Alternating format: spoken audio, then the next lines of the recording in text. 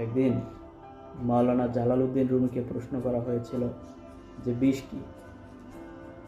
Jalaluddin Rumi খুব সুন্দর একটি উত্তর দিয়েছিলেন। উত্তরটি ছিল এইরকম যে মানুষ তার প্রয়োজনের অতিরিক্ত যা কিছুই পায় তাই হলো বিষ। আসলে আমরা বাস্তব জীবনে আমাদের প্রয়োজনের অতিরিক্ত যা কিছুই পাই না কেন সবই আসলে আমাদের জন্য বিষ। তা হতে পারে টাকা পয়সা, ক্ষমতা, ধনসম্পদ, ক্ষুধা কিংবা যে কোনো কিছু। ধন্যবাদ।